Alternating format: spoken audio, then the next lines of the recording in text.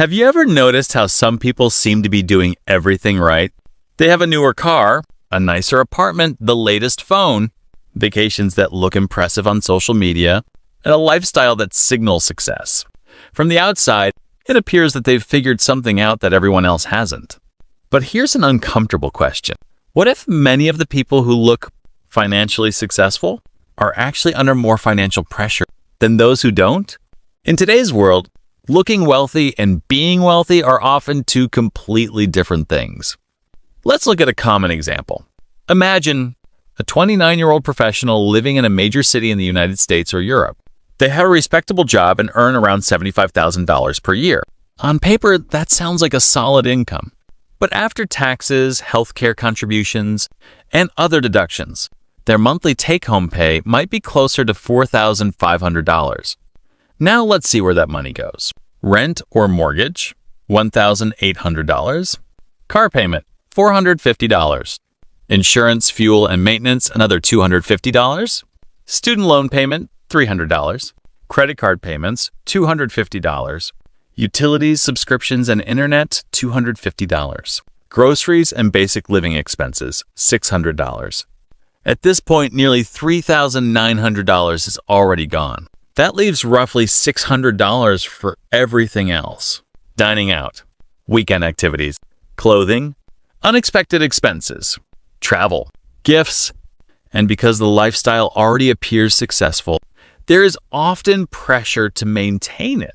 The strange part is that this person may genuinely feel confused. They earn more than they did 5 years ago. Their salary has increased. Their career has progressed. Yet they don't feel financially secure. Why? Because the problem isn't necessarily income. It's what happens after income rises. Economists call this lifestyle inflation. As people earn more, their spending quietly rises alongside their earnings. A better apartment replaces the old one. A newer car replaces the reliable one. Small luxuries become normal expenses. And eventually, yesterday's luxury becomes today's necessity. What's interesting is that this doesn't happen because people are irresponsible.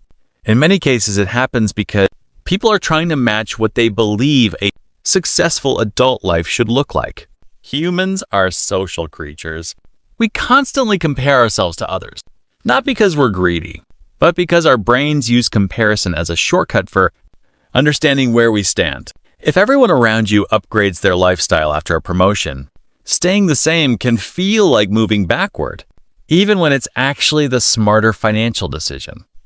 This is where the hidden cost appears. Let's do some simple math. Imagine someone upgrades to a vehicle that costs an extra $400 per month compared to their previous car. $400 doesn't sound life-changing. Many people justify it by saying they can afford the monthly payment. But over 5 years, that extra $400 becomes $24,000. And that's before considering insurance, interest, registration fees, and maintenance. Now imagine that same $400 being invested monthly instead.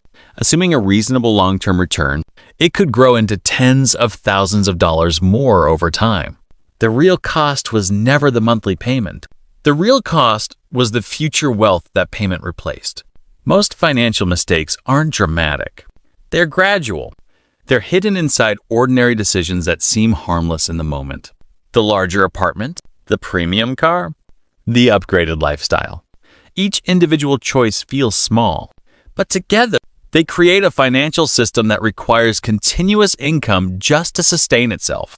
This is why some high earners feel trapped, not because they lack money, but because every dollar already has a destination before it arrives.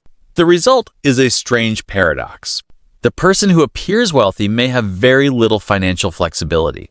Meanwhile, someone earning slightly less may have substantial savings, investments, and freedom. One person purchased the appearance of success. The other purchased options. And options are often more valuable than appearances. Financially intelligent people tend to view money differently. They don't automatically ask, "Can I afford this?" Instead, they ask, "What is this costing me in the future?" That's a very different question. A luxury purchase might still be worth making. A nicer home might genuinely improve quality of life. A reliable vehicle may be necessary. The difference is that financially aware people think beyond the monthly payment. They think about opportunity cost. They think about flexibility.